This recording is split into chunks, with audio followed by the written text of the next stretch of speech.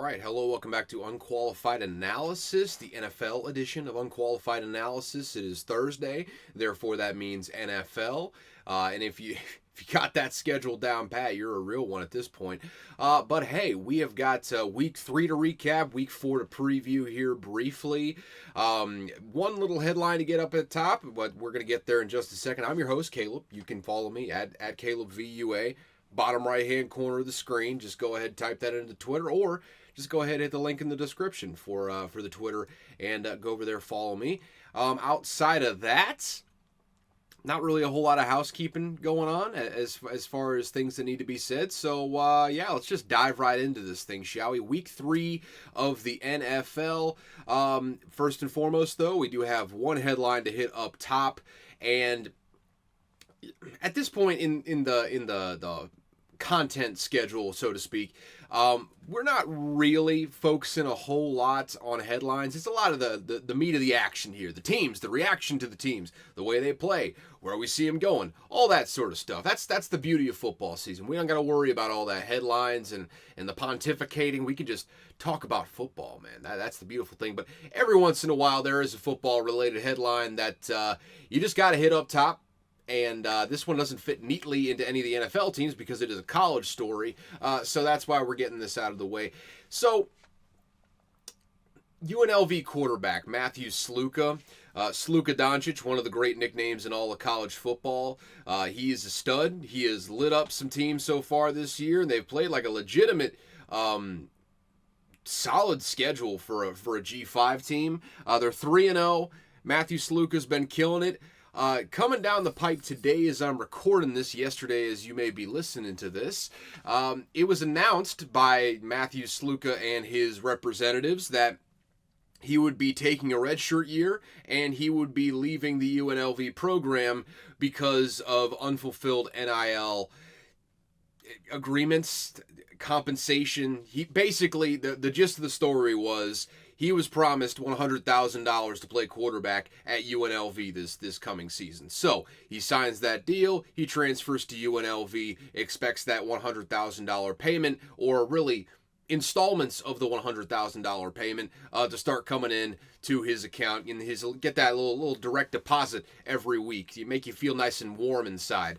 And that, according to his representation, never happened. He never got paid a dime, and we're going into week 5, going into the second month of the season at this point, and he's not received a dime. So, with that said, he decides to enter the transfer portal once again, take his redshirt year, and play again next year somewhere, probably somewhere in the Power 4, because at this point he's played well enough against good competition to move up to that level. I would probably say.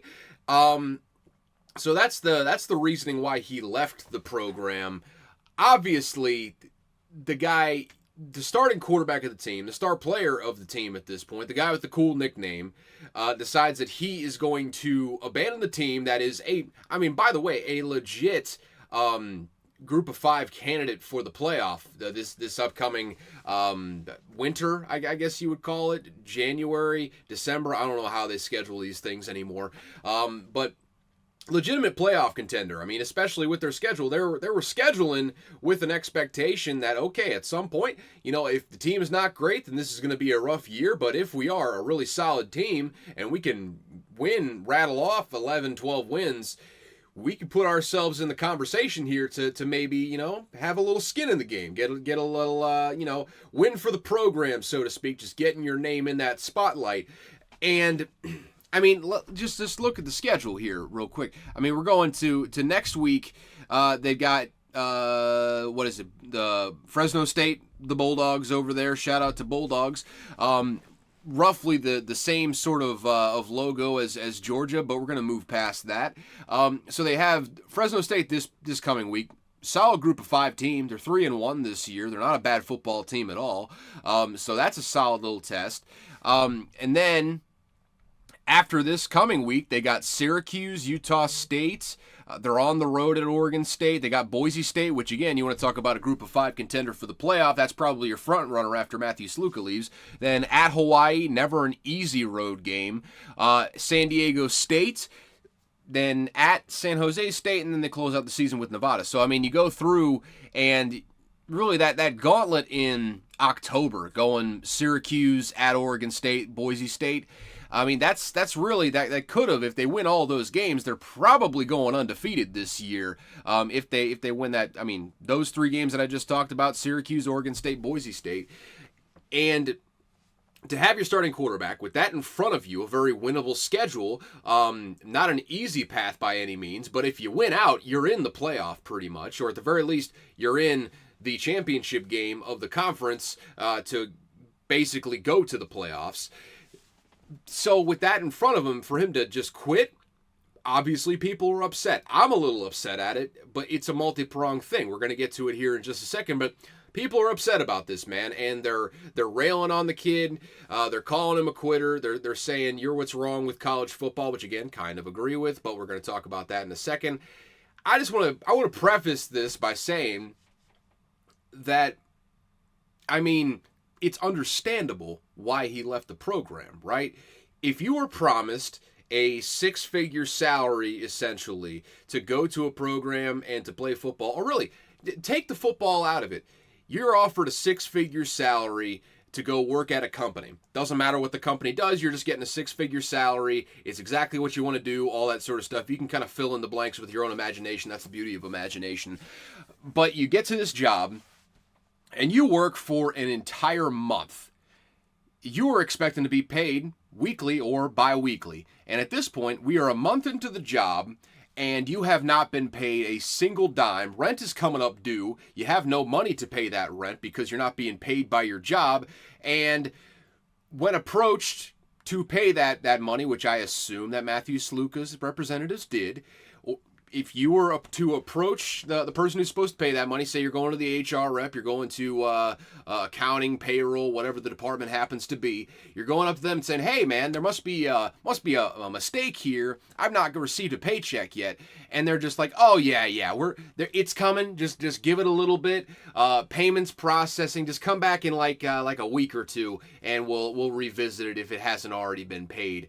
And so if you have that situation, you have not been paid for an entire month of work performed, and if you're a college athlete, you're working overtime hours to ultimately be the best player that you can be, and put the program in a position to succeed for this coming season. You're putting in all of that work, and you've not been paid 1 cent. Are you staying at that job? Because I'm not. I'm not staying at a job that's back paying me for a whole month. It doesn't bode well for the future if in the present the person that's purportedly supposed to be paying you is refusing to pay you for some unforeseen reason. Whether it's just penny pinching, more likely it's probably they don't have the money to pay that. Otherwise they would have.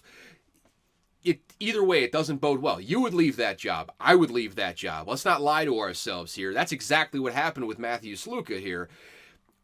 But it also is emblematic of everything that is wrong with college football right now. This one neatly packaged story encapsulated everything that is wrong with college football.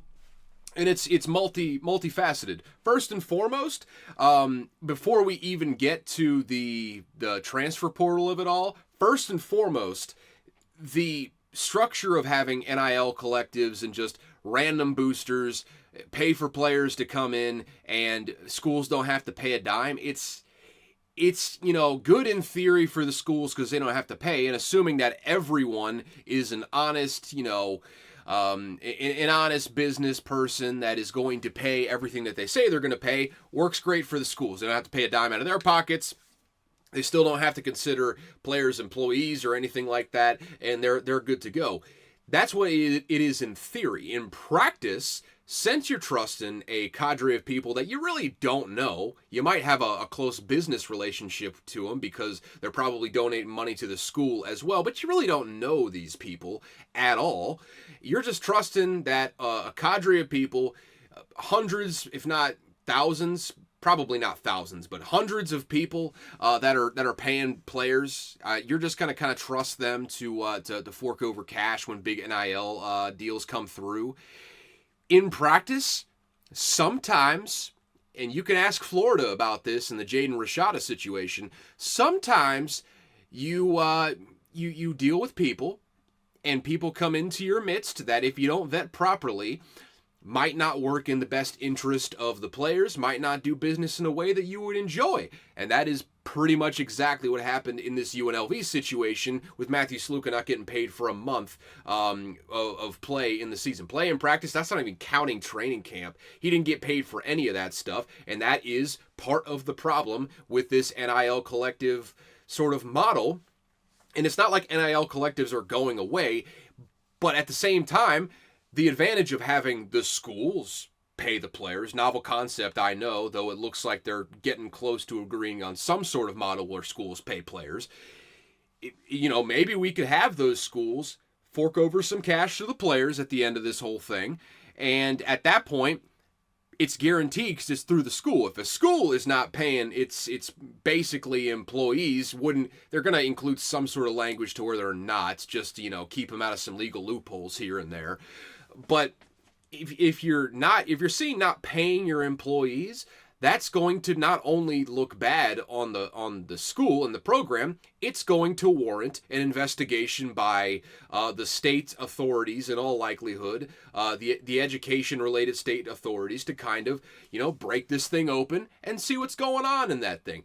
Basically, it's not an option not to pay the players because there will be severe consequences if you don't follow through in that commitment. And that's just simply not the same with these random NIL shady people who are just, promising bags to kids to get them in the door with little to no intention of paying it, or they think they're going to, have a big score here or there, and they're going to be able to pay out of that, and no one's going to be any wiser. It's a much more sustainable model to at least have the schools paying players a uniform sort of what's the word I'm looking for? A uniform sort of salary. That's the word I'm looking for. Yeah, interesting how that word kind of gets bandied around here. That's employees get salaries, don't they? That's interesting. So I don't know if they're going to structure it like the NFL does, where the best players get more money. That's probably what it is. But even if you just pay everyone a uniform sort of cut of the TV revenue there, it's going to disincentivize, it's going to, kind of lessen the impact of these shady dealers here over on the side, and it ultimately, makes the sport safer for kids who honestly have no business doing any sort of business-related dealings, especially not for themselves. They have to have representation at this point, and the representation is taking advantage of them because they're 18, 17 years old, and they've, never tried to pick an agent before. They don't know what the fee is supposed to be for agents, so they're charging these kids crazy amounts of money. I don't know how I got on this portion of it, but it's messy. It's very, very messy right now, and I think the way to curtail this is for schools to put on the big boy pants and pay these people that are working 50, 60 hours a week essentially and not considered employees. Novel concept, I know, but hey, who's to say? Maybe I speak some wisdom here and there.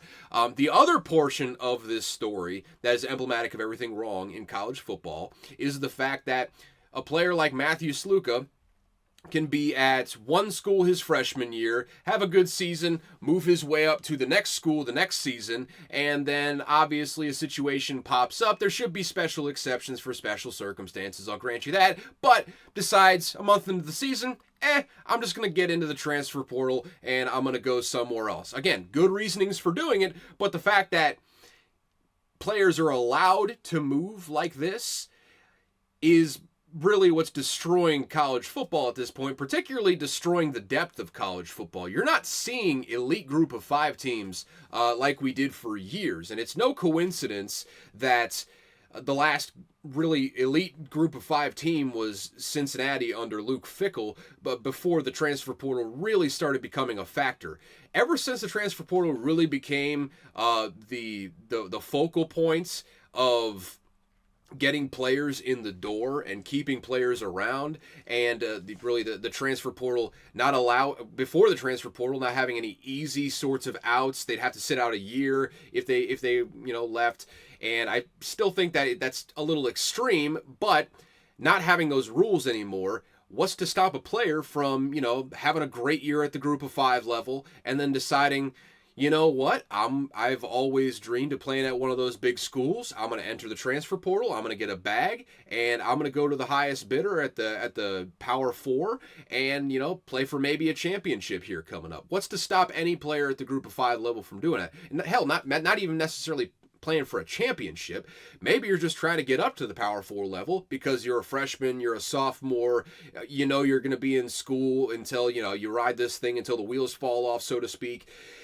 What's to stop you from, getting into the Power 4, proving yourself against good competition, and then moving your way up to Georgia, Alabama, Ohio State, Oregon, one of those bigger programs, and, getting yourself even more of a spotlight. Maybe you even go to the NFL at that point. Who's to say? Who's to say what happens at that point? But there's no guardrails in place. It's completely unstructured at this point. You have to have some form of contracts. And I'm not saying sign the kid mandatory 3-year contract. If you're at the school, it's a 3-year commitment. I don't think there should be any hard and fast rules like that. I think there should be a minimum of a 2-year contract, though. You should make a commitment to a school to stay there for 2 seasons, whether you redshirt a season, then play another season, or whatever it happens to be. Doesn't matter to me. You commit to the school for 2 years, and then you reevaluate after that. Maybe you stay at that point. Maybe you put down some roots and you're ready to stick around and make the program you started at great. But also, after that 2 years, go on ahead. And there's less of turnover that way because these players signing 2-year deals aren't hopping in the portal after year 1 anymore. They have to stay for another year, so the attrition is going to be lessened that way. I think that's the way to do it. Obviously, granting exceptions. You can enter the transfer portal if the coach either leaves or gets fired. I am a big believer in if the guy that brought you to town is no longer in town, you have every license in the book to just transfer pretty much anywhere you want. And the SEC has rules that you have to sit out a year if you transfer in conference, which is prohibitive in that way. But otherwise, just go wherever you want. No holds barred, man. Go right ahead. I understand if the guy that recruited you there is no longer in the building, that you may not have a reason to stay there anymore because that guy that was initially coaching was the head coach, was the guy that truly brought you to town, the reason that you were in town, the reason that you're still in town. So I get that. But barring that sort of circumstance, you can make some exceptions here and there, probably have a board to evaluate those claims, make it as, non-biased and impartial as possible, all that sort of stuff. But otherwise, unless there's some exceptional circumstance, I feel like kids should be committed to schools for 2 years at the very least. After that, do what you got to do, but at the very least, I say you should commit to a school for 2 years. It would help everyone in conjunction with everything I just said, and I've gone on entirely too long at this point. I mean, hell, how long have we been talking here? Almost 20 minutes, so I mean, I've not even talked a lick about the NFL, but it's just something I'm very passionate about this particular subject because college football is such a great sport. And we'll end on this, by the way. We do have to start talking about the NFL. But college football is such a great sport. And the people running the thing, both at the NCAA level, the conference level, the TV executives, everyone involved with running this sport, is running it in such a haphazard and unsustainable way. Totally profit motivated, especially with all this conference realignment going on, at the expense of the product in a lot of times. They have to fix, at the very least, how the teams are structured, how players are allowed to move around. They have to have some sort of structure to keep them in the game here, man. I mean, at some point, it's all going to blow up if they keep on going like this. It's not a sustainable model. Something is going to happen that is going to decrease the quality of the product. And I think you're already seeing it with attrition in the coaching staffs right now. So they have to fix something. and it's just something I'm very passionate about. I wish Matthew Sluka all the best in the world, though. I think he got kind of shafted in that circumstance, so don't blame him for hopping in the portal, redshirting this year. Don't blame him even a little bit. Probably don't want to stick around the team, though. That's going to get toxic. Okay, so let's get into the football, shall we? So we're starting off on Thursday night. We're just going to do this thing chronologically because, frankly, I don't particularly remember the biggest games of the week. It wasn't like a huge week. There were some good games. Wasn't a huge week. I don't think we had any of those games that really knocked your socks off, had stories that warrant a top billing there, I suppose. But we got the two New York teams up top, so that's good enough to start. Starting on Thursday, the New York Jets hosted the Patriots, and hand up, I was wrong. I picked the Patriots plus 6.5. I just thought the Jets weren't that good, and lo and behold, the Patriots stink. And yeah, that's my bad. 3-3 week. I am dubbing this week, though, while we're on the subject, I am dubbing this week the offensive on the board. We're probing the defenses. You know what? I'll get into this later. But we are launching a full-scale offensive operation against the board of bets this week. I have a massive loaded slate for you, but we'll get to that at the end of the episode here. Stick around. If you're just here for the picks, skip to the end. I don't really care that much. But you should watch the show. It's a good show. Either way, the Jets hosted the Patriots. They win 24-3. Aaron Rodgers starting to look more and more like the Aaron Rodgers that we're accustomed to. Efficient in this game. 2 touchdowns, no interceptions, 8 yards per attempt, no turnovers overall. He just diced up this Patriots defense that is not a bad defense at all. They're a pretty solid defense, actually, and they just made him look pedestrian in this game. They weren't exactly lighting up the scoreboard, but it was consistent. They chewed clock. They took time off the clock.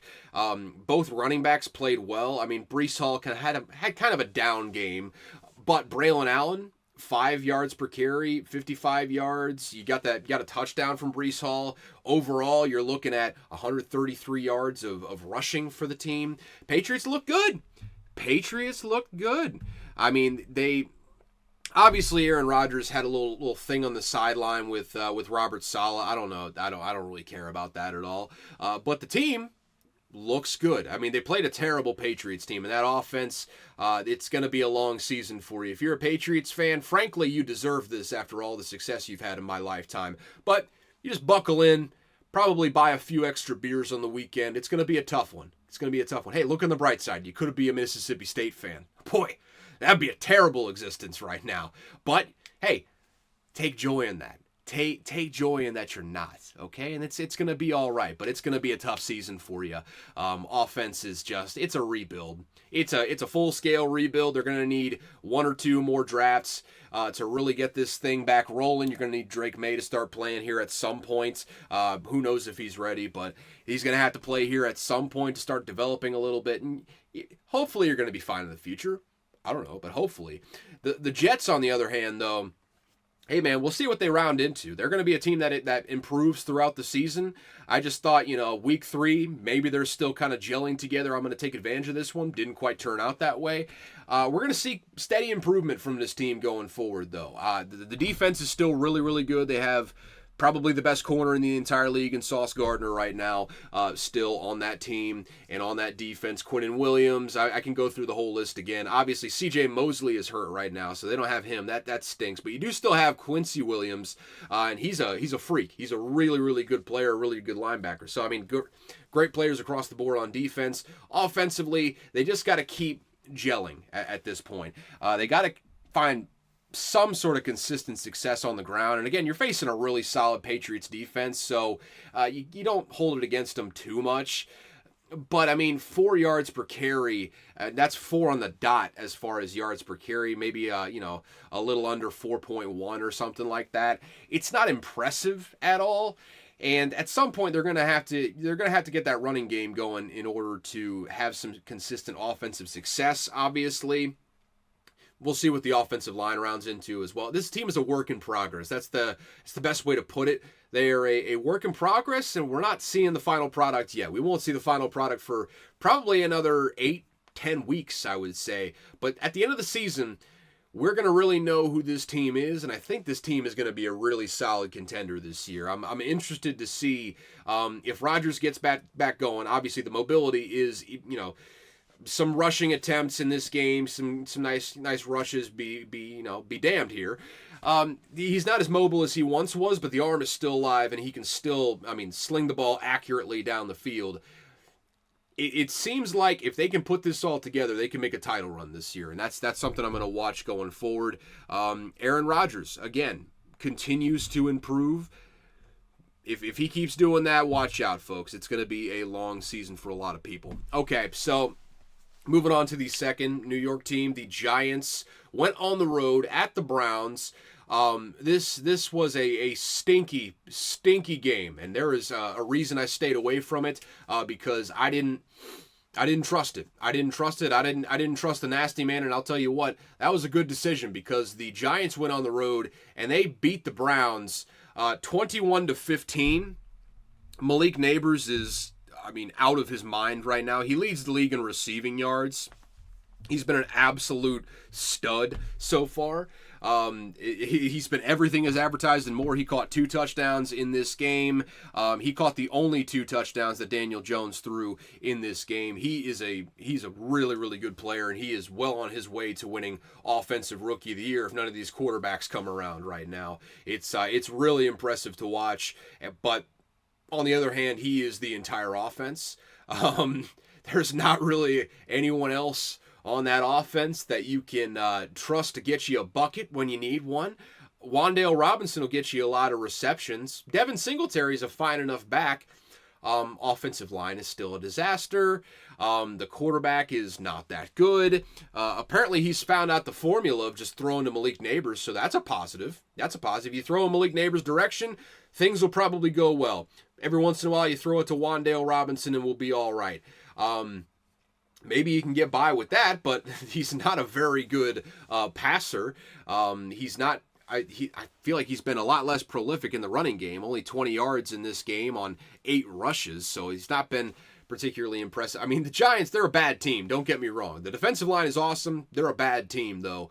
But sometimes when you have one great player like Malik Neighbors certainly looks like it right now, you can skate by against a team like the Cleveland Browns, who is quarterbacked by a nasty, nasty man in the most derogatory ways I can possibly put it, and who is also not very good at quarterback. He's washed. He's not good anymore. He threw for 2 touchdowns, 0 interceptions, but he also threw a 5.3 yards per attempt in this game, which if you're keeping score at home is doing the calculation here, fucking bad. That's what it is. It's fucking bad. And when the quarterback can't throw and everyone knows he can't throw, well, the offensive line doesn't do as well, and therefore the running game doesn't do as well. They went 3.8 yards per carry in this game, 0 touchdowns on the ground, and oh, by the way, they just lost Wyatt Teller, their star offensive lineman. I think he's a tackle. Pretty sure he's a tackle. They just lost him for the year, so already not looking good on that front injury-wise, and you have a quarterback that you simply can't trust. I'm going to say this quietly because I've been rooting for this team, to do well until they traded for Deshaun Watson. But they've been bad all my life, okay? It warms my heart every once in a while to see a team like the Browns have a period of a little bit of success. It just warms this cold, dead heart of mine. But at the same time, I think they might be bad. Now I'm just saying, I'm not saying it very loudly, but this team might be really, really bad. And they're quarterbacked by a really, really nasty man. So I'm just saying. I'm not saying, but I am just saying that and hey, I'm just throwing it out there. Just, spitballing, throwing some stuff at the wall and seeing what sticks. Maybe we see what Jameis has got. I don't know. It literally, literally cannot be worse than Deshaun Watson. Deshaun Watson has been a bottom 5 of the league quarterback every year since he returned from being nasty. And that's what I'm going to designate his absence as, is being nasty. He's not been good at all since he got to Cleveland. He's been a terrible quarterback, and the only reason he's been starting the entire time is because they forked over the worst contract in NFL history. And that includes Russell Wilson. The Deshaun Watson contract is the worst contract in NFL history, and the fact that both of those trades happened and both of those contracts happened in the same offseason is legendary. It's a star elite tier shit show that offseason that we're going to look and laugh at for a long, long time going forward, since you and me, we're not Browns or Broncos fans. So you reap what you sow at the end of the day. And at some point, you just have to look at the way Deshaun Watson is playing, especially if you're a coaching staff, and say to yourself, look, man, I'm just going to go with the guy that gives me a better chance to win. Cost be damned. It's a sunk cost. You guaranteed him all of that money. You guaranteed him all $230 million. You can't go back and change that now. You can't really do anything with the cap unless Deshaun Watson's feeling like a nice and not nasty man and decides to renegotiate. Hell, even the... Excuse me.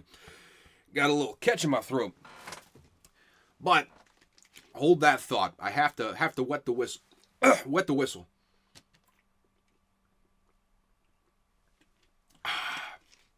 Goodness gracious, my lord. These teams still hit the under, by the way. The over-under was 37.5. Even the most saintly people in the world are not going back to the negotiating table and willingly giving up guaranteed money. That's just simply, that's not how this works. That's not how this works at all. So not even, certainly not the nasty man Deshaun Watson. He's not going to do that for you. It is a sunk cost. Sit him on the bench. Get him off the football team. Live with the fact that you signed a terrible, terrible contract. The worst thing that you can do is lean in on a sunk cost at this point, because if you lean in on the sunk cost, the sinking is going to happen to the entire ship.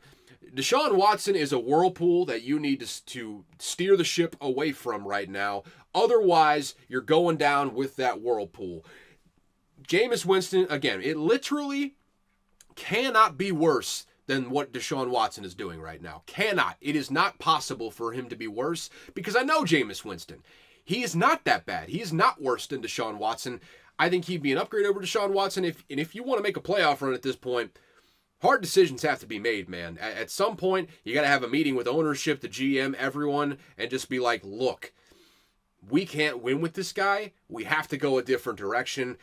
And until the Browns do that, they're not a serious contender because their quarterback is bad. And that's the facts of the matter. With that said, congratulations to the Giants on your first win. You are tied for the lead in the NFC East right now. Whew, goodness gracious, that division stinks. Packers at Titans. Titans just kind of are in, as the way that Scott Van Pelt so eloquently put it, they're in poop town right now. They're in the poopiest of poop towns, just covered in poop. They are bad. The Packers come in there with the Titans quarterback that they just traded away for a bag of balls. Ooh, excuse me. Talking about Malik Willis, obviously. They traded him away for a bag of balls, and then he comes back as the Packers starter in relief for Jordan Love and lights him up, man. Absolutely lights him up. The Packers win 30-14. Malik Willis had a really, really good game. We'll talk about Will Levis here in a second. That guy. But Malik Willis, man, credit to him. 13 of 19, 202 yards. That's 10.6 yards per attempt. That's slinging the football.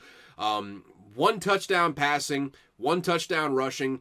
Was efficient on the rushes that he had. He was the leading rusher on the team by 20-some yards in this game. Josh Jacobs had a bad game, but Malik Willis came out there and made sure that the team had 5 yards per carry. Him and Jayden Reed, honestly, in their few touches in this game. But Malik Willis, 73 yards on 6 carries. That's some real yards per reception numbers. Big numbers on the ground. So, I mean, 275 total yards, 2 touchdowns. The guy did not turn the ball over one time. That's real impressive stuff from Malik Willis, and you got to feel good for the kid. I mean, I think that the Titans had good reason to trade him away. Don't get me wrong here, but I can understand how a guy like Malik Willis would feel slighted and ultimately say to himself, you know what, I'm going to see what they're missing out on, and I'm gonna show them exactly the player that they traded away, and they're going to regret it. I completely understand Malik Willis's mindset there, so this has got to be real sweet for him. And the Packers, man, this is back-to-back weeks for Matt LaFleur where I don't know if anyone's elevated their profile as much as Matt LaFleur in this early season. The way he has won the last 2 games, especially this past one against Tennessee, it's not a great Tennessee team, but the defense isn't terrible. And Matt LaFleur had Malik Willis looking like the second coming of Lamar Jackson in this game. It was incredible. It's back-to-back performances where he has just pulled games right out of his keister. And this one wasn't even fluky. They just beat the hell out of the Titans. Jumped out on them early and never let the Titans get back in this thing. That's about as impressive a win as you could imagine for a head coach. Matt LaFleur, no question, a top 5 head coach right now. No question.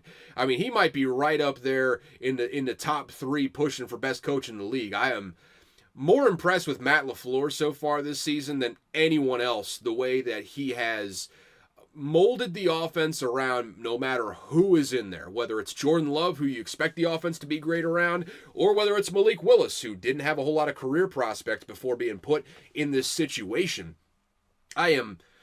Words cannot express how impressed I am with Matt LaFleur. And he's young, too. He's going to be around with the Packers for a long, long time. It's going to be a problem for my Vikings. But, I mean, as far as the Titans are concerned, they're bad. They're so bad. Will Levis had another 3 turnovers in this game, lost a fumble, threw 2 interceptions, threw 2 touchdowns. He is just not very good. He's pretty much the exact same player he was in college. Hasn't seemed to get a whole lot of development, and I think his head coach hates him right now. I don't know who the backup is in Tennessee right now. They should probably be warming up. Oh, yeah, I do. It's Mason Rudolph. Mason Rudolph should be warming up the arm, because I think here in the next month or so, might be seeing a quarterback change there if Will Levis doesn't start stringing together some solid performances. So it would behoove him to do that. It would really behoove him to go out there and start winning games right now. The Titans just aren't very good. The defense just got diced up in this game. They've not been really good. I mean, they've consistently snatched defeat from the jaws of victory, and a lot of that is due to Will Levis's insane clutch time decision making, and I do not mean that in a complimentary sense. It is what it is, though. You lost 3 games, and I don't see the Titans getting that much better. Hey, turns out you can make all the solid free agency additions that you want, and unless you materially change your team. If it looked like poop coming in, it's probably going to look like poop coming out, unfortunately. So that's where the Tennessee Titans are at right now. So let's just keep it moving down the line. The Colts beat the Bears 21-16. I mean, I guess this was Caleb Williams' first kind of solid game. He threw for 363 yards, but also 2 touchdowns to 3 turnovers. That's 2 interceptions, 1 fumble, just like Will Levis, but threw for 363 yards, so let's not get ahead of ourselves. He's really not looked good this year, and it's a lot of it due to the offensive line for the Bears. I don't know what happened. They were playing, I mean, legitimately okay, average level football at the end of the year last year. Let's not get insane with calling them one of the best offensive lines in the league or something, but they were playing better. They seemed like they were gelling into something, and I thought that they were going to be a lot better coming into this year. I thought they were going to take a jump, and they regressed in coming into this season. The offensive line for the Bears has been a disaster. Caleb Williams has never gotten comfortable, and we can't just let Caleb Williams off the hook either, though. He's a guy that you expected to be better, and he's made just some bad decisions so far. And I assume he's going to dial it in. I have a lot of faith in Caleb Williams. But the structure around him right now, Shane Waldron looks like a dud of a hire at offensive coordinator. Matt Eberflus is looking like a dud of a head coach as you're starting to realize, oh, this guy has not given us a winning season yet. If he doesn't have a winning season this year, might be time to move on to someone else. I still believe in Ryan Poles. I think Ryan Poles is still putting together a good team, but I don't necessarily believe in the coaching staff that's there right now. I certainly don't believe in the offensive line. The Bears are in an all too familiar spot that you thought was behind you right now, and to a certain extent, it does warm my heart. I mean, it does warm my heart to see the Bears be the Bears in the most Bears ways possible when it comes to quarterbacks. But at the same time, I don't wish this on Caleb Williams, man. He should have been a Minnesota Viking. If Caleb Williams was with the Minnesota Vikings right now, he's the Rookie of the Year. No question in my mind. Not a single question in my mind that Caleb Williams is Rookie of the Year if he's with the Minnesota Vikings. I don't wish it on the kid. I think he's a good guy. I don't want him to get put through the ringer like he's about to be put through the ringer. It is what it is, man. It really hurts your heart to see the Bears be the Bears again, huh? Oh man. You hate to see it. You really hate to see it. Colts not letting y'all off the hook either, though. Y'all still stink. Anthony Richardson is pretty bad right now. Still is hovering right there around 50% completion and throwing about 1 million interceptions. So you got to dial that in. At least Jonathan Taylor had a good game. You got that going for you. Hit a couple deep passes. That's pretty cool. You got an explosive element. I mean, the defense is not as good as this Bears offensive line made them look, okay? They got 4 sacks in this game that they really... Let's be honest here. When you're facing the Bears offensive line, it's open season on that side of the ball. Let's not get carried away with this whole thing right now.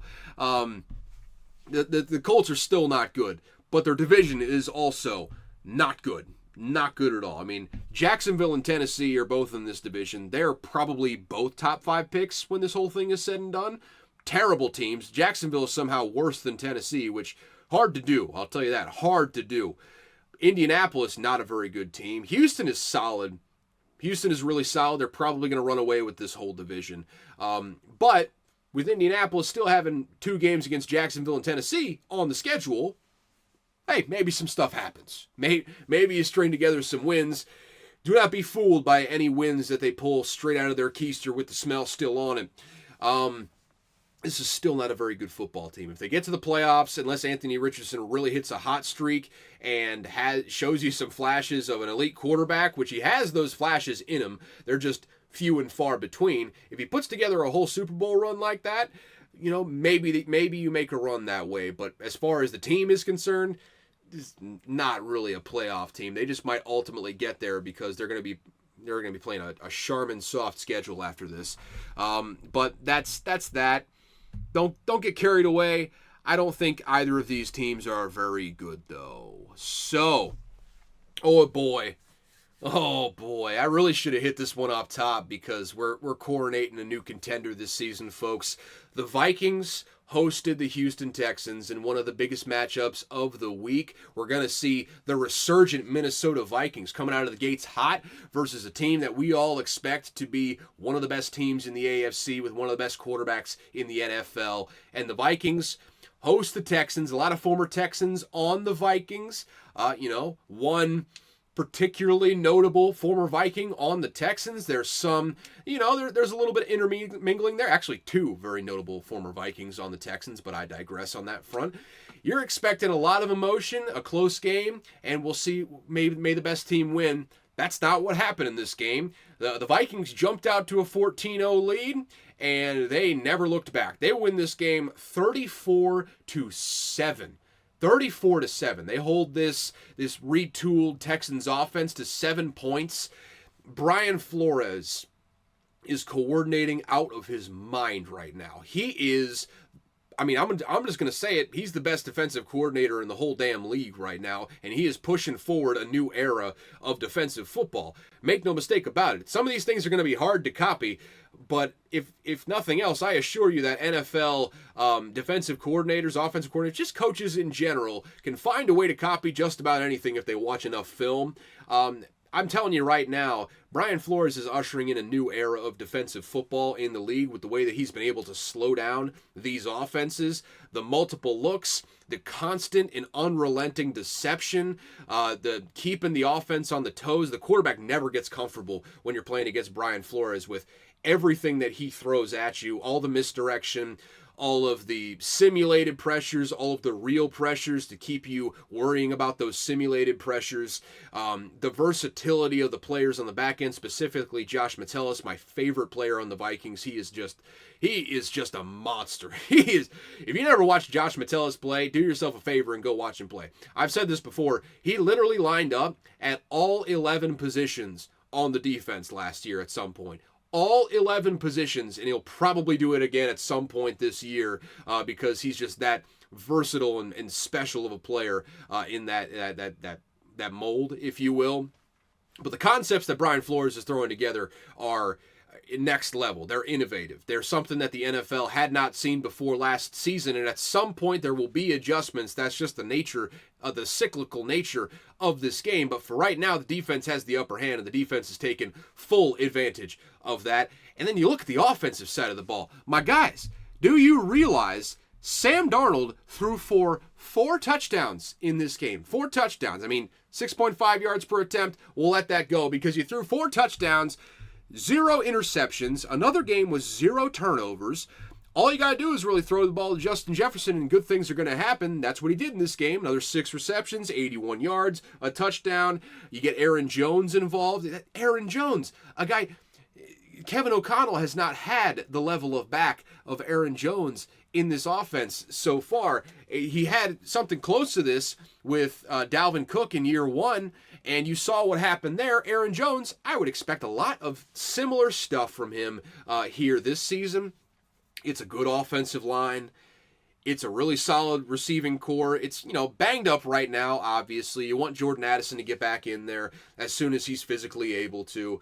But even without that, you got an offensive mind in a guy like Kevin O'Connell that just schemes guys open. And when you give a guy like that, players like Aaron Jones, like Justin Jefferson, hell, even like Sam Darnold.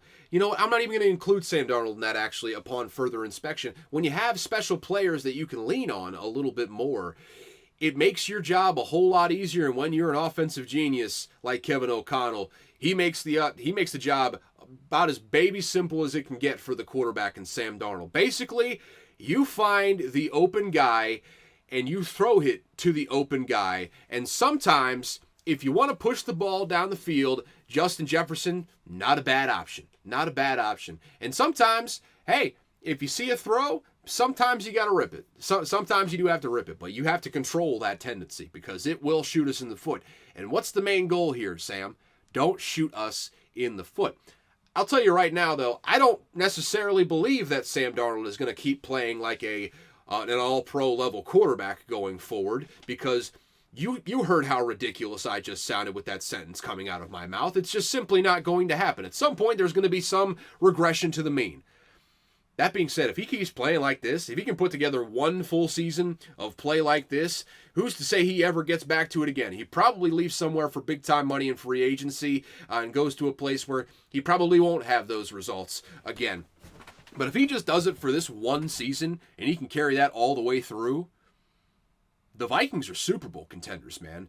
And I'm not just saying that because I am a Vikings fan. They are one of the 2 or 3 best teams in the league right now. They're playing like one of the two or three best teams in the league right now. They have an elite defense with, a personnel group that you lose to Danielle Hunter, sure. But all around, you distributed the money more evenly. You bring in a lot of really solid players. A dynamite last-second pickup in Stephon Gilmore there in training camp. He is playing really, really good football, especially having that prior rapport with Brian Flores as the former DC with the Patriots. Whenever Stephon Gilmore had a Defensive Player of the Year season. And the secondary wasn't really great last season, but you look up all of a sudden this year, you bring in Shaq Griffin, who's playing well. Obviously, you bring in the aforementioned Stephon Gilmore. The safeties are still really solid on the back end. You still got Byron Murphy playing in the slot out there. All of a sudden, you bring in a couple defensive linemen, some players in the front seven. Guys like Pat Jones start stepping up and really start making some big contributions where maybe you didn't expect it. All of a sudden, this defensive group actually a really, really solid personnel group over there right now, when maybe we didn't expect quite that much in the secondary. I certainly didn't expect the secondary to be as good as they are so far this season, but all of a sudden it has come together. When you have a really good defensive coordinator, an innovative defensive coordinator like Brian Flores, and you include an offensive genius, really a defensive genius and an offensive genius on the same staff, if you get a semblance, just a morsel of solid quarterback play, and you can consistently have that quarterback play, this is a Super Bowl contending team right here. And it's going to bear out over the course of the season. Hey, maybe Sam Darnold ends up, regressing to every bit as terrible as he has been at times throughout the course of his career. I'll grant you that. Maybe that happens. But if he just plays average quarterback play, there's no reason to think that we can't win a Super Bowl this year. And I use the royal we, I apologize, but there's no reason to think the Vikings can't win a Super Bowl this year based on what they have. If you're looking top to bottom, total roster, the best team that Kevin O'Connell has had in the 3 years that he's been there. You can look at year one, that was a solid team. I'll grant you that. They had some good players, but across the board, I'm talking offensive line, receivers, defensively for sure, for 100% defensively in every way, shape, or form there on the defensive side of the ball. This is a better roster than any of the teams that Kevin O'Connell has had previously. And he's a great coach. I think he's going to be in Minnesota for a long, long, long time. And I think this is a year where you got to strike while the iron's hot. You didn't expect to be in this position, but having J.J. McCarthy waiting in the wings and Sam Darnold playing the way he is, why not take full advantage of the luxury that's been given to you and, the little bit of luck that you found along the way? I'm going to need the Vikings to be great this year because Mississippi State is so bad, but I think the Vikings are going to be a really, really good team. And I'm going to temper expectations because I can get my hopes up real high and ultimately have them dashed by some mean team in the future that likes to crush hopes and dreams. So we're going to temper expectations for now. I can feel the bubbling excitement that I've not felt in quite some time, though, for this Vikings team. It is... Oh boy. I'm real glad the Vikings are doing well, man. I'm real glad the Vikings are doing well. Who's to say what would happen if both of my teams were just god-awful this year? That would... Oh boy, I don't even want to think about that right now. What are we doing on time right now? Holy shit, we're already almost at an hour. I got to start breezing through these games, man. I'm sorry. This might be a 2-hour episode. I'm real sorry about this.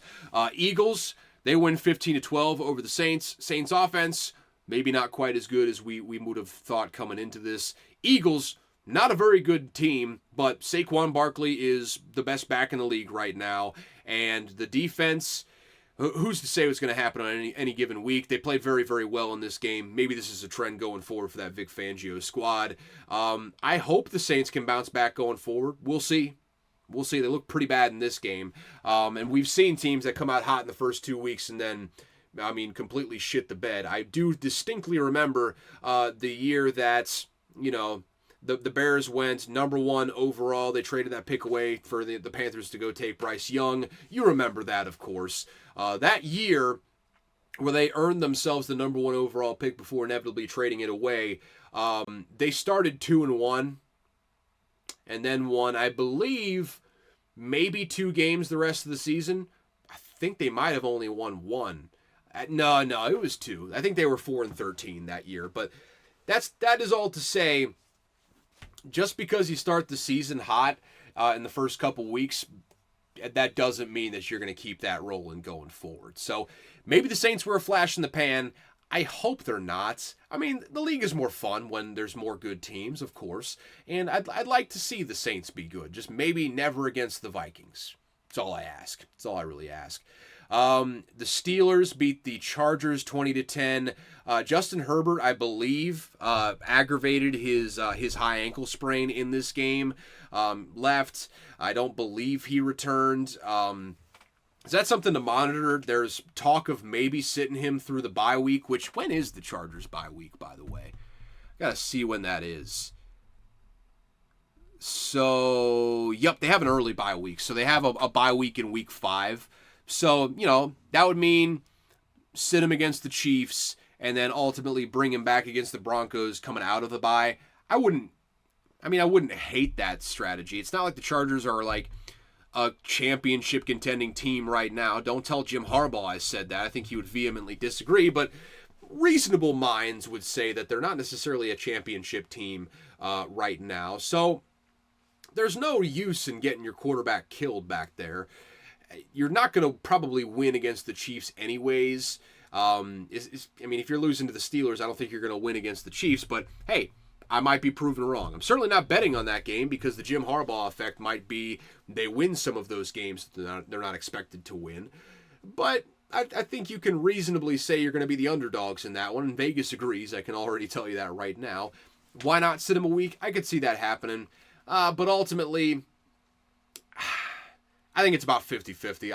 I could see him doing it, but also I could also see Jim Harbaugh looking at Justin Herbert wanting to play and be like, that's a football guy. We can't let football guys or make football guys just sit on the bench. They're just gonna go insane. They're gonna start tearing up people around them. You have to unleash the caged animal sometimes to let him blow off some steam. I don't know where the hell that whole metaphor just came from there, but I could see Justin Herbert playing as well. He's a tough guy, so I don't know. We'll have to wait and see. I could see him sitting him though. That's all to say.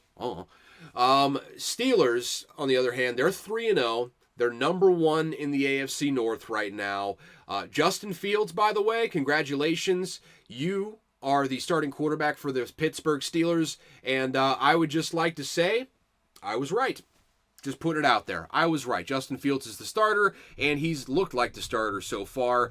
And I don't think Russell Wilson is ever going to see the field for the Pittsburgh Steelers unless Justin Fields gets hurt. And we don't hope for injuries for anyone, especially Justin Fields, who's been dealt a raw hand his entire time in the league, and ultimately probably isn't that good of a quarterback. But he's better than what he put on tape at times with the Chicago Bears, and I hope he continues to play well. No one wants an injury for Justin Fields. No one at all. No one who's rationally minded wants one anyways. That's pretty much the only way Russell Wilson's getting on the field now, though. Justin Fields is your starting quarterback, and that's just the way it's going to be going forward. The defense is probably the best defense in the league right now. Patrick Queen is showing up as advertised on this defense. Cam Hayward is still really, really good. Obviously, TJ Watt is, well, what more is there to say? He's TJ Watt. He got another sack in this game. They're just studs all over the place. And Alex Highsmith, he is going to miss some significant time with an injury. That just coming down the pipe, I believe, yesterday as I'm recording this. So Tuesday, day of the episode last dropping. That was words for sure, strung together in something that seemed like a sentence.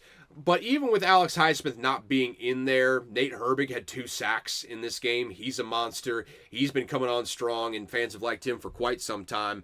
I mean, the Steelers had 5 sacks in this game, and that's for a team with the Chargers that only threw the ball 20 times.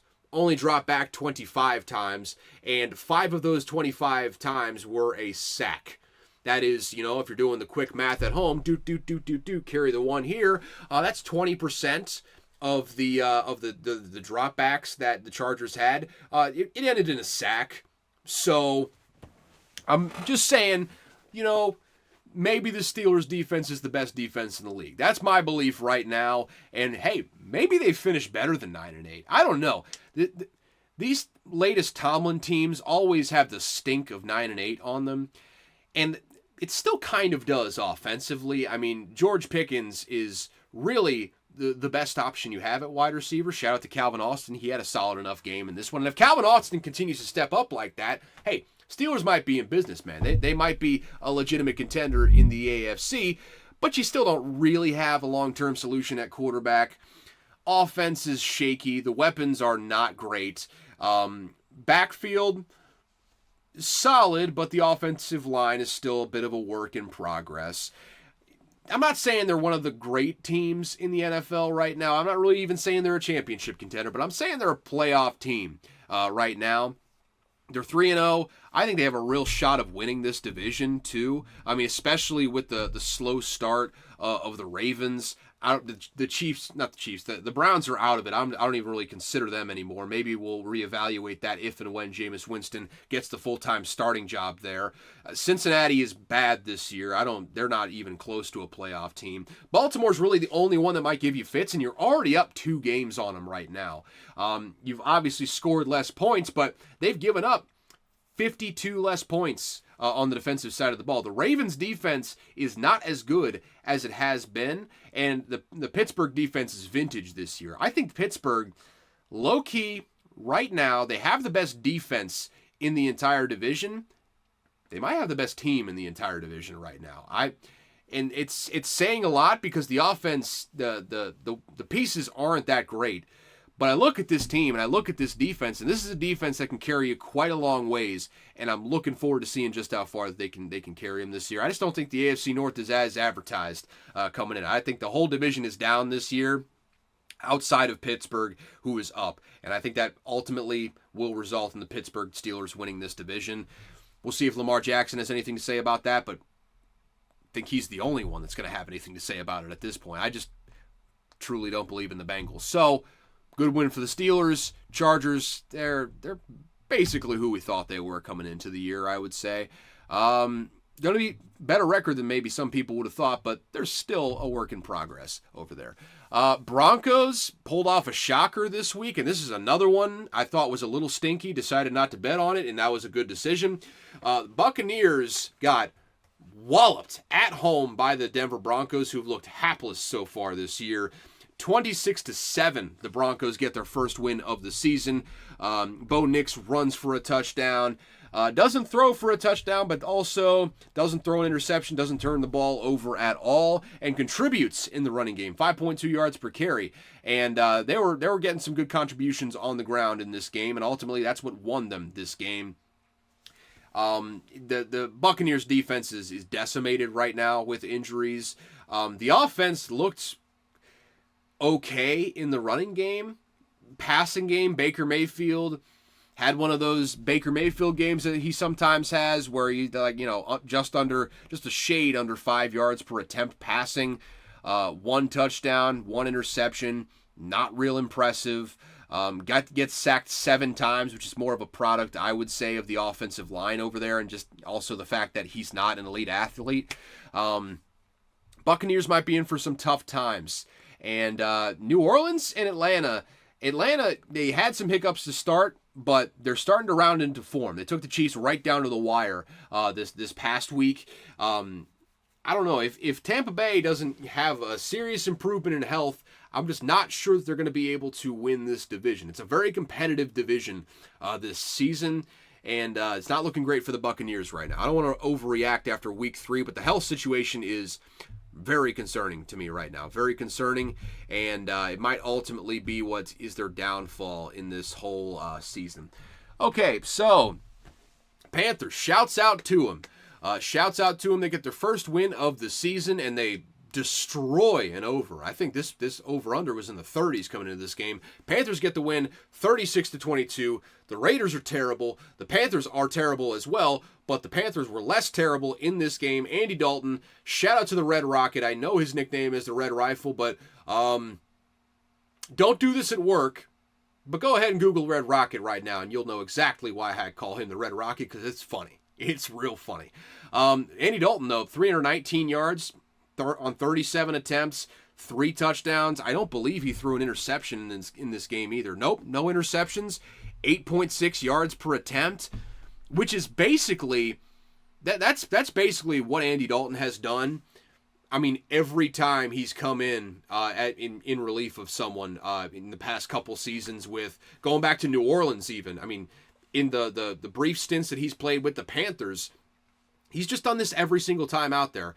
Maybe it's not going to be 300 yards or anything like that, but it's going to be solid, efficient, probably a little over 8 yards per attempt, 2, maybe 3 touchdowns, limited turnovers. He's just going to play solid quarterback for you. And you can't put Bryce Young back in. You simply can't do it. He's not the answer. I think Andy Dalton is the guy that you ride with going forward. And hey, man, if Chuba Hubbard is going 5.4 yards per carry, if the offensive line is allowing him to block, or is blocking for him at a 5.4 yards per carry clip for 114 yards, mind you, I mean, maybe the Panthers can get something going here. You got contributions from a guy you just traded for, Deontay Johnson. Xavier Legette had a long reception in this game.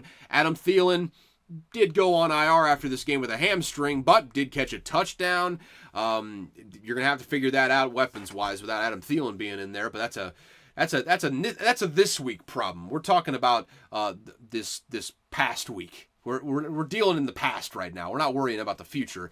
But if Chuba Hubbard can play like he played in this game, because he had just short of 170 total yards. He was playing out of his mind. He had a touchdown receiving, 114 yards on the ground, 55 yards catching the ball, second leading receiver on the team in both receptions-wise and in yards. If Chuba Hubbard is playing like that against a really solid defensive front in the Las Vegas Raiders, I mean, hey, maybe the Panthers aren't going to be so bad this year. You can't go back to Bryce Young, though, because you can't win games with Bryce Young.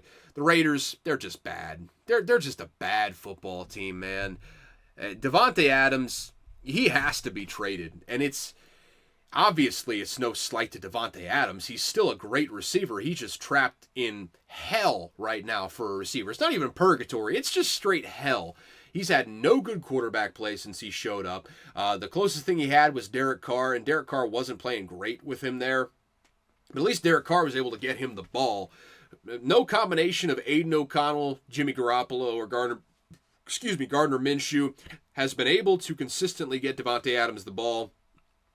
And there's so many needs on this roster right now. You need to trade away Davante Adams. You got to sell him to the highest bidder and only the highest bidder. I don't know if Davante Adams doesn't have a trade clause in his contract. I assume he doesn't have a no trade clause in his contract. You have to sell him to the highest bidder. I don't care who the highest bidder happens to be. You need resources to replenish the talent roster for this team, and you're not going to get it if you just stick with having Davante Adams on the roster and just kind of try and build around him. You need the salary cap space, and you frankly need the draft capital to make this thing happen in the future. Still don't know if I trust Tom Telesco, but if you want to put yourself in the best position to rebuild, you're going to have to unfortunately trade away your best player right now. And it hurts to say, and best player offensively. Let's not disrespect Max Crosby here. He's a freak. Sometimes you got to make these tough decisions to move forward. You have a couple solid young players you can build around. You're going to have to, unfortunately, offload Davante Adams going forward here. But, again, congratulations to the Panthers on getting their first win of the season here. We'll end on a little positive note there. Pause the damn video. What are we doing? What are we doing? I apologize. I apologize for cursing at you. Just sometimes videos play and you don't want them to. The Dolphins are bad right now. They don't have a quarterback. Skylar Thompson's day-to-day with an injury of unknown severity, I guess. Unknown place in the body. I don't know Skylar Thompson's injury. I just know he's injured and he's day-to-day right now. The Seahawks hosted the Dolphins, beat the ever-loving shit out of them, 24-3. This was not a very good game. The Seahawks are 3-0. We'll bump those sorry-ass Dolphins to the side right now. We don't really need to talk about them, and maybe they make a run later in the season, but I have a feeling we're not going to have to talk about them a whole lot this season as this thing progresses if Tua doesn't come back, which I don't think he's coming back for a while, quite frankly. The Seahawks, though, man, I don't know if they're as good as the 3-0 record would indicate.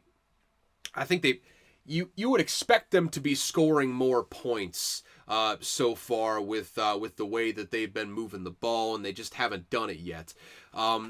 That being said, the defense looks a lot better under Mike McDonald. The offense, it's a work in progress, but you're seeing flashes of everything that Ryan Grubb brings to the table. And I think by the time this season gets underway, I think they're going to be a well-oiled machine that gives defenses problems, because they do have weapons on that side of the ball. I mean, whether you have Kenneth Walker in there or not, you still have Zach Charbonnet, and Zach Charbonnet is a hell of a running back. And DK Metcalf's a hell of a wide receiver. Tyler Lockett's still a really good receiver.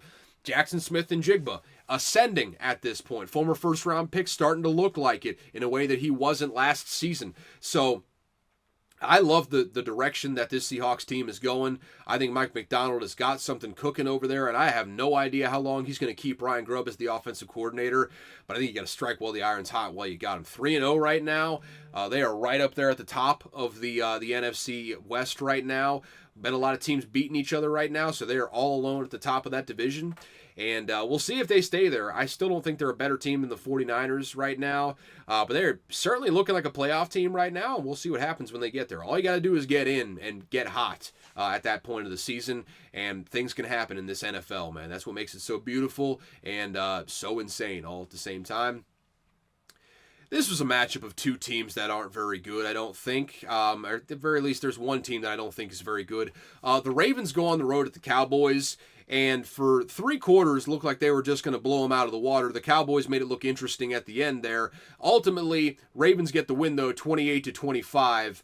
And, you know, this is one of those games where I don't think you come out encouraged if you're either side.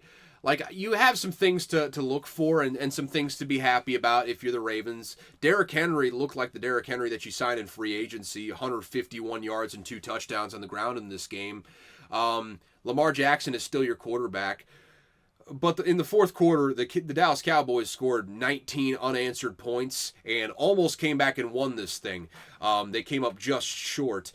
So you still have to be a little worried if you're the Ravens, especially going up against the Cowboys offense that looked not great so far this season, has not been that good at all.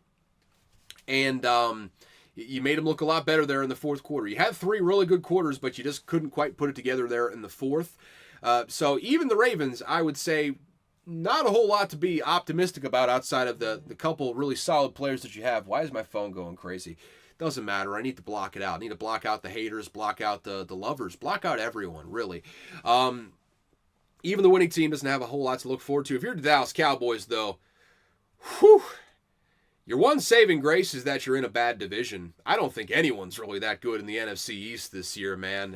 Even the teams that have the best records, not really very good so far this year. They are a stinky, stinky division. I think the Eagles are number 1 in that division, too, by the way. I definitely misspoke earlier. I apologize for that. This Dallas Cowboys team, they have some really good top-end names, man. You got Dak Prescott, you got CeeDee Lamb, you got Micah Parsons, you got DeMarcus Lawrence rushing opposite of Micah Parsons. He's the other guy in this situation, so you love that. But boy, oh boy, you look at the rest of the roster. Everything on defense is bad. The scheme is not working out. The players are playing badly. You have a tissue paper thin secondary, bad defensive tackles. I don't really want to besmirch the defensive line because of the sins of the defensive tackles here, but no linebacker depth whatsoever. Really, linebackers, starters, period, really. You don't have really any good linebackers on the team right now. The defense is getting just sliced and diced willy-nilly, at will, essentially, this season.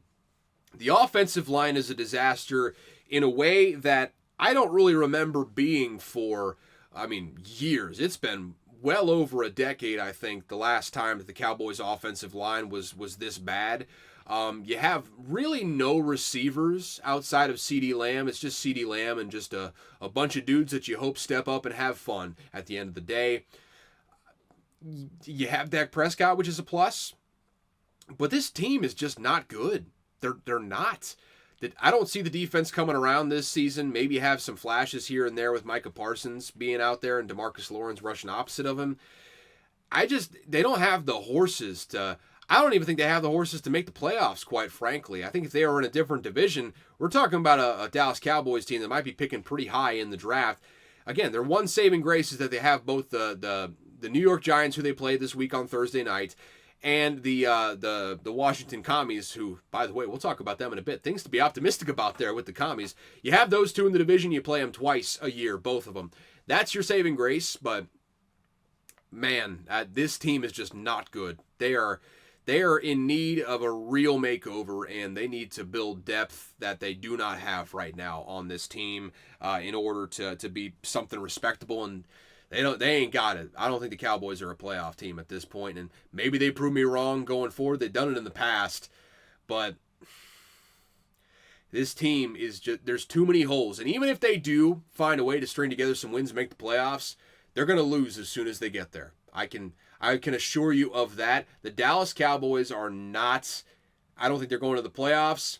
And if they go to the playoffs, I don't think they get far in the playoffs. They're just not a team that's built to win. Plain and simple. They're just not a team that's built to win right now. This is another shocker this week. The Rams hosted the 49ers. 49ers jumped out to a 14-0 lead, but just shit right down their leg. Just trickling poo-poo right down their legs at the sight of the Rams. And the Rams just pulled one straight out the keister, man. Outscored the 49ers rather 13-3 in the fourth quarter. And that's all she wrote, man. That's all they needed.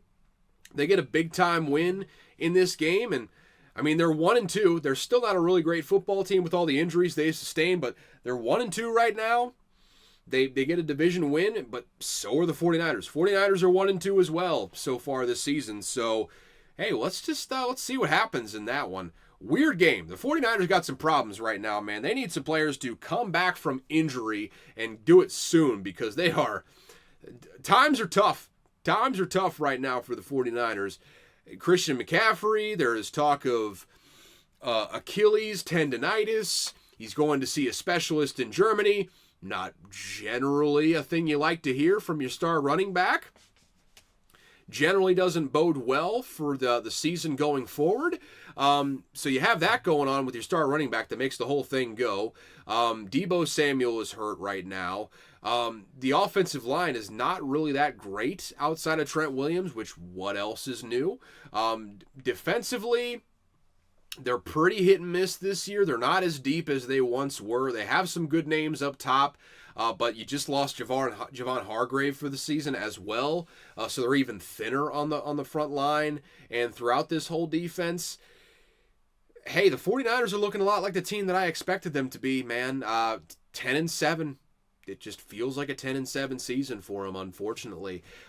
So we'll just have to wait and see how this unfolds. But it feels like the NFC, there's some teams that are down this year, man. And really, across the NFL, there's some teams that we expected to be a lot better that have not been great through the first 3 weeks of the season. That is the beauty of the NFL, though, man. You never know what's going to happen. The Lions went on the road at the Cardinals, took care of business, did all their scoring in the first half. They led 20-10 at the halftime, and the defense, the defense just took over for the Lions at that point. The offense wasn't scoring points, and credit to Jonathan Gannon's defense for coming through there in the second half, holding them to 0 points, and ultimately giving your offense the opportunities to go out there and win this game. But credit to the Lions defense on the other side, man. They absolutely suffocated the Cardinals after that first half and played really, really well in this game. I mean, really impressive, solid performance from Aaron Glenn's unit over there. Aiden Hutchinson had another sack in this game. What's that bring his season total to? He's already at 6.5 sacks. Unsurprisingly, number one in the league in sacks. That'll happen when you have 4.5 sacks in one quarter in a game. That'll tend to inflate your numbers a little bit. So he's playing really, really well. This whole defense is playing really, really well. Brian Branch is playing very, very well this season. I mean, hey, Jack Campbell's even making some contributions after being drafted in the first round last year. Who'd have thunk it? Who would have thunk it? The Lions still looking, as fierce as the Vikings this season. That's going to be an absolute dandy. I mean, really, the NFC North is looking a lot like it has looked over the last couple seasons, where the Bears are trying to figure it out, and the other three teams are looking pretty damn good so far this season. I mean, once the Packers get Jordan Love back, man, it is going to be a dogfight at the top of that division. Absolute dogfight. You might have 3 teams make it to the playoffs out of this division between any of the 4 teams. I still reserve an expectation that at some point the Bears are going to pull this thing together and start reeling off some wins. Maybe I'm naive for thinking that.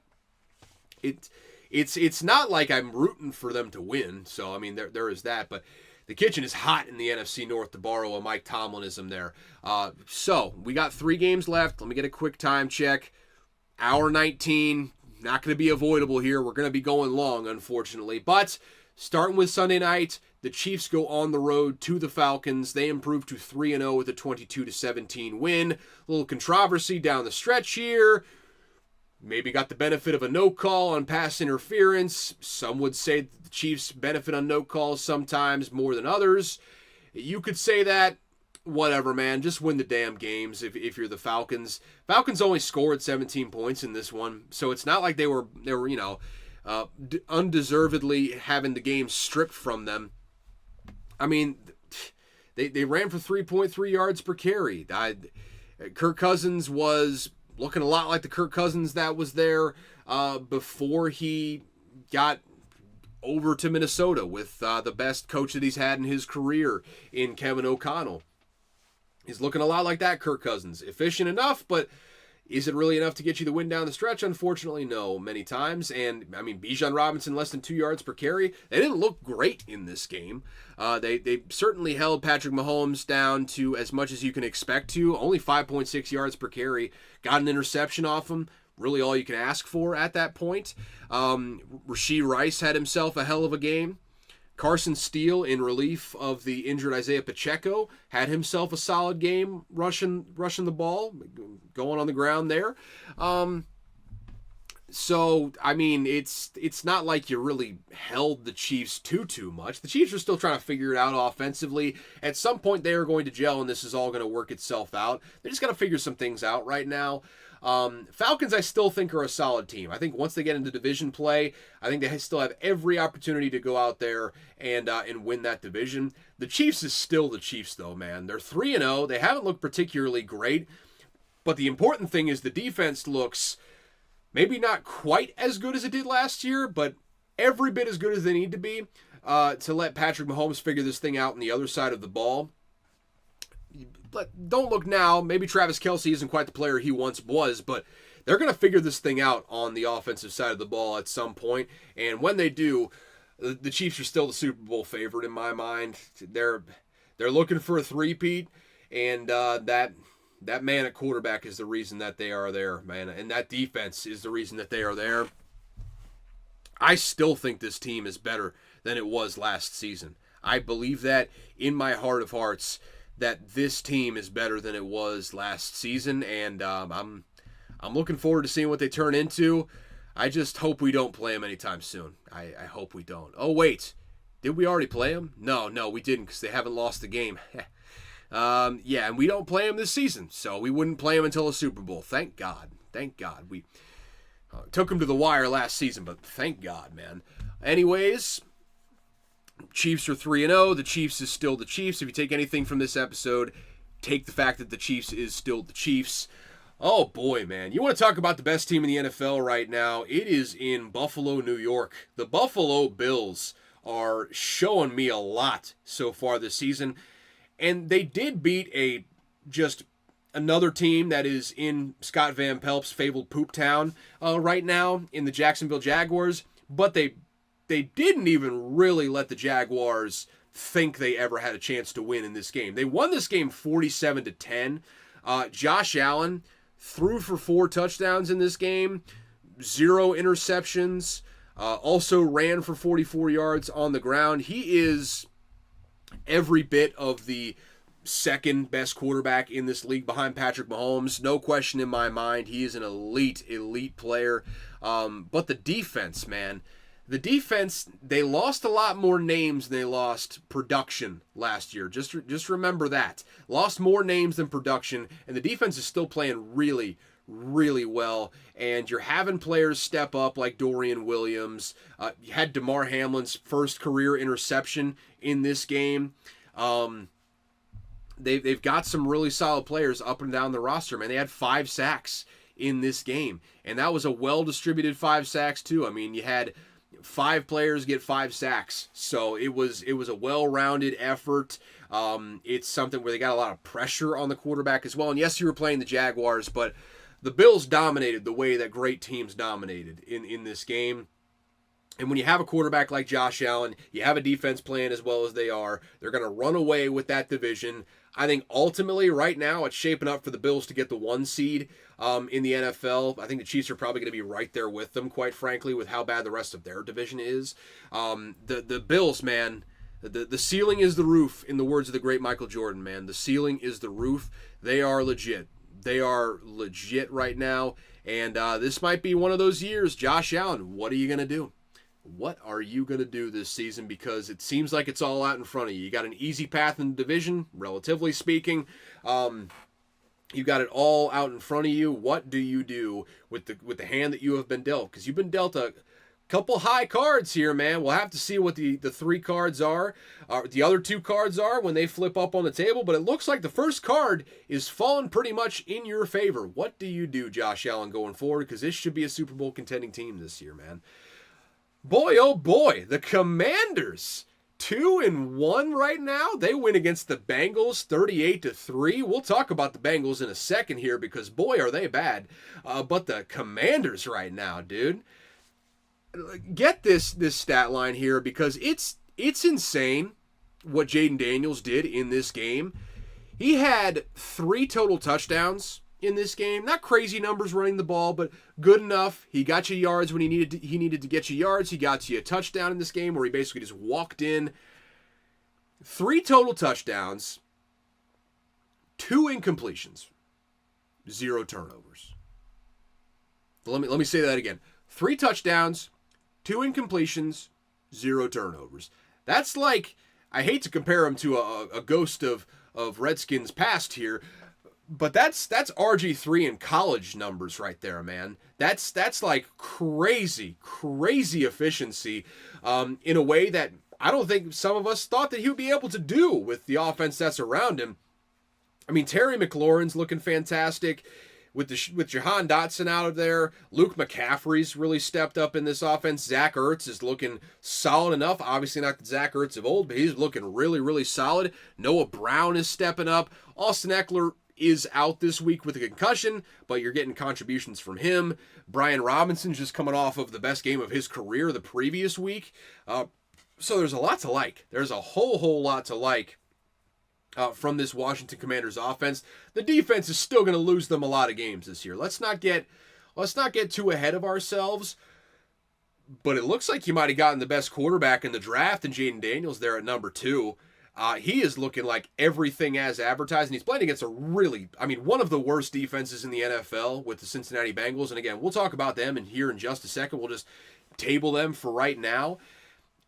But man, the way that Jayden Daniels came out there, the way he's playing right now, the way he was able to push the ball down the field to Terry McLaurin in this game, you've got to be, maybe as excited, more excited than you've been in your entire life, I would say, if you are a fan of the Washington Commies of my age. Really, hell, even if you extend that thing out to like 30s, probably, maybe even pushing 40s at this point with how long that the Commanders have been in the doldrums, I think this is probably the most excited you've been in your entire life to watch a Commanders quarterback. I would say right now, RG3 is the only thing that comes close. Maybe RG3 was a little bit more sensational, I would say, when he came to town. But Jayden Daniels, throughout the course of the season, he has every opportunity to surpass that sort of expectation, that sort of hype. He has been everything as advertised, and he is spectacular. Commanders might not be terrible this year. The defense is going to be, it is what it is, man. They're so bad. But offensively, boy, oh boy, if Jayden Daniels is playing like this, hey, who's to say what happens this year, man? They're in a bad division. We'll see what happens. The Cowboys are bad. They already beat the Giants. We know the Giants are bad. See what happens, man. See what happens. I think they're most likely still going to be bad and still going to be a pretty high pick in next year's draft, but hey, you never know. You absolutely never know on these things. Bengals-wise, though, look, On the bright side, Joe Burrow's back, man. Joe Burrow, 3 touchdowns, no turnovers, 324 yards through the air, 8.5 yards per attempt. Good play from both Joe Burrow and Jamar Chase, who had 118 yards, scored the first touchdown of this game, I do believe. At least for the Bengals. That's the one I remember. And you know what? Offensively, you look like you're rounding into form here. Look, I mean, all around offensively, you played a good game. Defensively, though, you just gave up 38 points to the Commies, and you just got 2 sacks on a legitimately terrible offensive line. A really bad offensive line, and you could only generate 2 sacks. 2 sacks in this entire game. Yeah, this defense is bad. This defense is real bad for the Bengals. It's one of the worst defenses in the entire league, and ultimately it's going to lose them a lot of games this year because I don't care how great your quarterback is, and don't get me wrong, Joe Burrow is great. He's going to be trapped in Cincinnati for a lot of years under a cheap-ass owner who's not going to put the right talent around him to succeed. He is great, though. With this defense, I don't see a real path to success, quite frankly. I don't see where the playoff run comes, man. I just don't think this defense is very good. I think the offense is good enough to score you some points and keep you in a lot of games, but hell, the Bengals might just be my overplay of the year from now on, essentially, because I think they're going to give up a lot of points and their offense is going to score a lot of points in turn. Just not the makeup of a good football team, though, man. And it sucks for Joe Burrow because you're going to waste another year of his prime on a bad team. But the facts are the facts. And the facts are you have an okay enough defensive line. Everything behind that is pretty shaky, and especially the secondary. The secondary is a disaster. You just thought you're going to throw Geno Stone in there, and everything was all going to be hunky-dory, sunshine and rainbows. Can't just throw one player at the problem and expect everything to be solved. That secondary is bad right now. And seems like Lou Anarumo is probably going to draw the fans' ire and most likely get the axe for this performance. Lou Anarumo doesn't have a chance with this personnel group, man. You could put anyone in there pretty much, and I don't think the results would be a whole lot different. I just simply don't. This is just not. It's not a Bengals playoff team, man. This will not be a playoff team this year, and you can mark my words on that. And I will eat not dog shit. I will not shove a burrito up my ass. I will, however, eat crow. Not literal crow, just figurative, metaphorical crow, if you will, if they do end up making the playoffs. But I just don't see that happening this year. I just don't think they're good enough.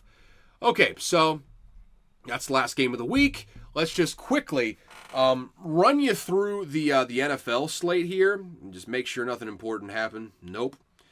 We'll just keep it moving from there. Come on over to this handy dandy thing, and we are ready to go. So I have two NFL bets this week.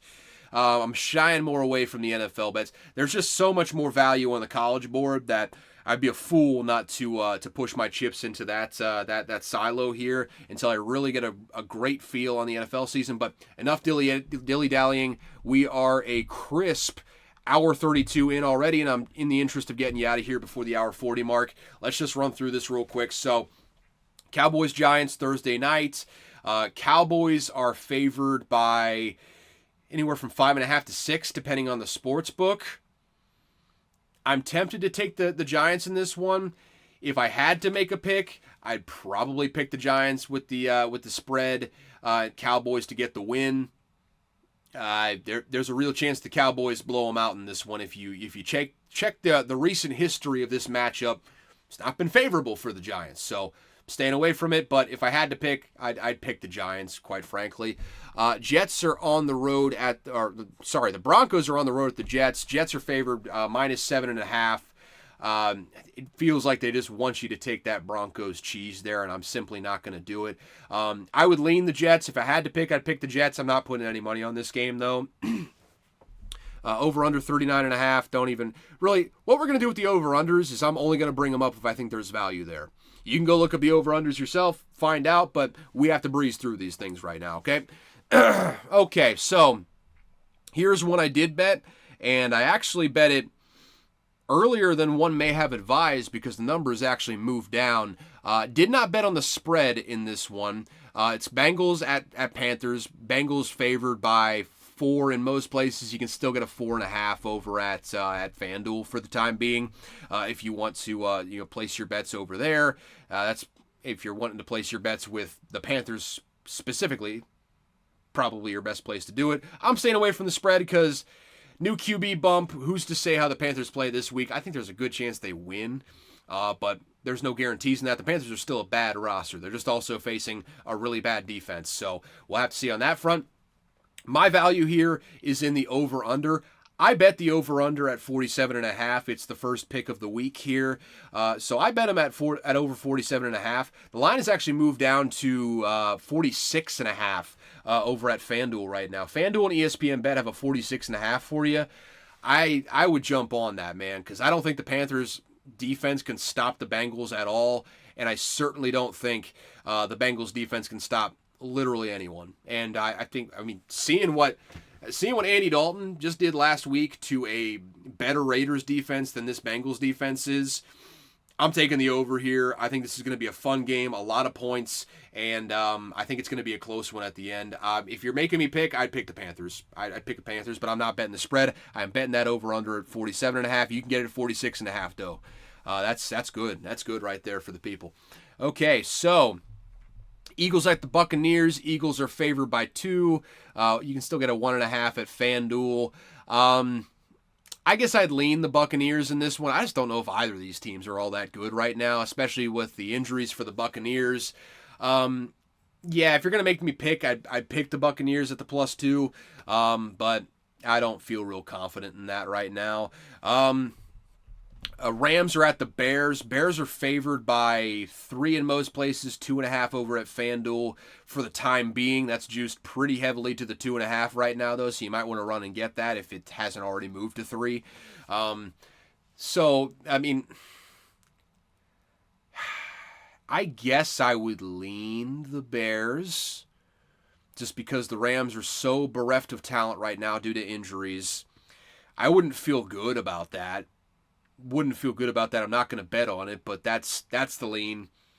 That's the lean, I suppose. And I guess it's just because the Bears are healthier. Wish I had better reasoning for you, but that's just kind of, it is what it is. That's why I'm not betting the game. Saints are at the Falcons. Always a fun rivalry. Always some vitriol in that matchup. The Falcons are favored by 2.5. So the Saints are getting 2.5 points in this one. That's across the board. I'm not betting this game because this game always seems somewhat fluky to some degree just because it is a really good rivalry. I think the teams really get up and play against each other. So I'm not betting this game, obviously, but if you're going to make me pick a team, give me the Saints. I just think their offense matches up better with the Falcons' defense. Falcons, maybe they can score some points on the Saints' defense. I don't know. I'm still unsure of what the Falcons are this season. We're going to find out more about that as we go forward. But for right now, I'd lean on the Saints at +2.5 in this game. Jaguars are on the road at the Texans. Texans favored by 6.5. And you know what? I hadn't added it to the card. But 6.5, man. If you're giving me the Jaguars on the road against literally anyone at 6.5, yep, give it to me. I'm betting the Texans 6.5. I'll make it official after I'm done recording this, but -6.5, lock it in. I'm betting on the Texans against the Jaguars. I think they're going to dominate this game. I think it's going to be a real bounce back week against a really bad team. And obviously there's the divisional familiarity. I think the Texans are going to beat them into the dust in this game, though. So give me the Texans -6.5. Book it. We're doing it. That's going to be the 9th bet of this slate. You heard that right. We got 9 bets. A lot of them are in college football. We'll summarize that at the end. Vikings at the Packers. a game very close to my heart. I might be watching this game in Wisconsin, surrounded by Packers fans, with only my father there to support me. That could be real fun. I can't pick objectively in this game. If Malik Willis is still starting, give me the Vikings. Give me the Vikings to win. Give me the Vikings to cover. Who knows what the status of Jordan Love is? My gut feel is that he sits out one more week, maybe 2 more weeks, just to make sure that that knee is healthy, so you can have a stretch run with the Packers. Give me the Vikings though. Plus 2.5. Give them to me. I think it's going to be a close game, and that's probably going to be lower scoring than maybe some people expect. Just because I think both these defenses are playing well. Obviously, Vikings defense is better than the Packers defense, I would say. But both defenses are playing very well. Both offensive coaches are coordinating very well right now. So credit where it's due. I think it's going to be a great game, but give me the Vikings, baby. I ain't picking against them. Steelers at the Colts. This will be our third bet of the day. I am taking the Steelers minus 1.5. There is no extra juice on that. That is, you can find that across the board. Always worried about picking road dogs at this point, but the Steelers, I have a hard time seeing the Colts score 10 points in this game. I think the Steelers defense is going to suffocate them, and the Colts defense is so bit by the injury bug right now and so not good. I think they're gonna play some bully ball. Probably hit the under. Over/under's 40.5. Probably hit the under on that. Won't bet it, but the value lies in that Steelers minus 1.5, I believe. I think they win this game, and I think they win it fairly comfortably when it's all said and done. So give me the Steelers at minus 1.5. Patriots are at the 49ers. 49ers favored by 10.5. I no longer think the Patriots are as frisky as I may have initially suspected after they got walloped by a division opponent last week. So I'm staying away from this one. Staying away from it because I don't feel good enough about the 49ers to lay the 10 on them either. So staying away from it. If you're going to make me pick, I guess I'd pick the Patriots just because, I mean, I just watched the 49ers lose to the Rams last week. I don't feel like the Patriots are, that much worse than the Rams.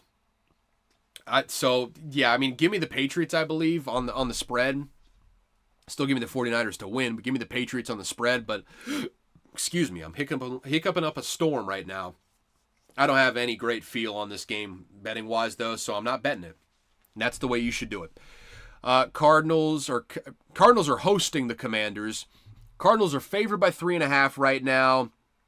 That might be a fun and frisky over at 50.5. I think the Cardinals are going to score at will on this defense. I'm just not sure if Jayden Daniels can repeat the performance that he just had this past week. So I'd lean the Cardinals minus 3.5. I'm not betting this one because this feels like it has some fluke written all over it. I could see either team coming out and shocking the other in this one. So I guess lean the Cardinals, not betting it. I think this should be a good game. I like this game to be a good one. Chiefs are at the Chargers. Chiefs are favored by 7.5. I hate that half point on the 7. It's just not a good number. I hate it.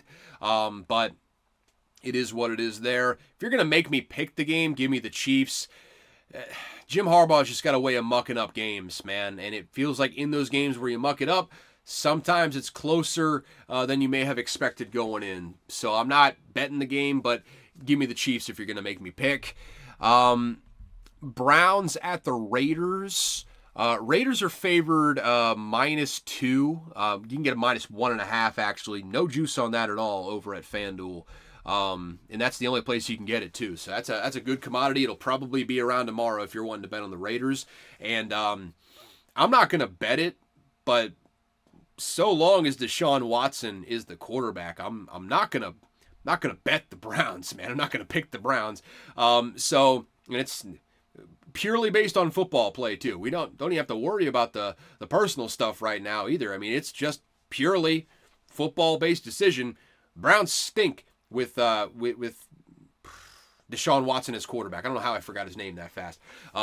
So give me the Raiders -1.5. No reason to think that the Browns are going to hold up their end of the bargain. They just lost to the Giants, so you got to bench that guy. Bills are at the Ravens. Bills are favored, or not? Actually, no. The Ravens are favored actually -2.5. Maybe I wasn't looking hard enough for value here because, boys and girls, I think we have our 10th bet.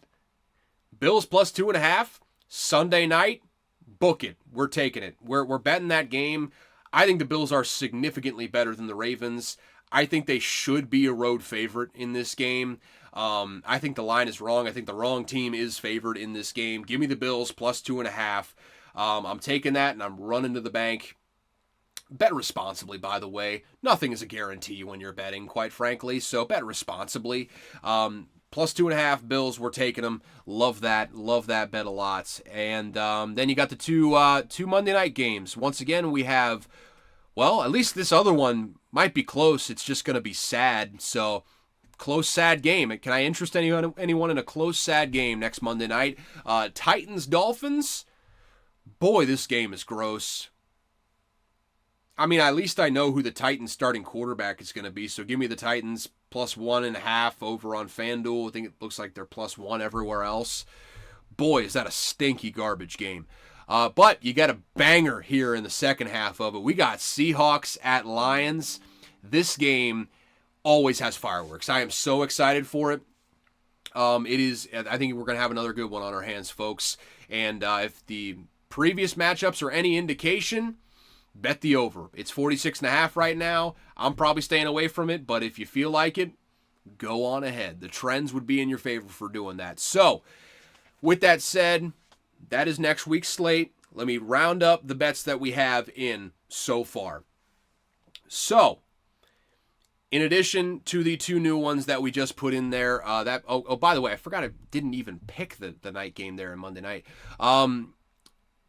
Give me the Lions. Give me the Lions +3.5. I think they win. I think they establish themselves as a real contender there in the NFC. But in addition to the late ads here with the Bills at +2.5 and the Texans at -6.5, here are the bets that we have got.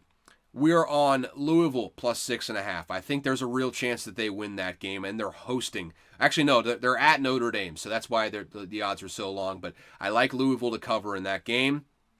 Kansas State -5.5. That number actually came back to me, so maybe it came back to you as well. But they're -5.5, so we're betting them.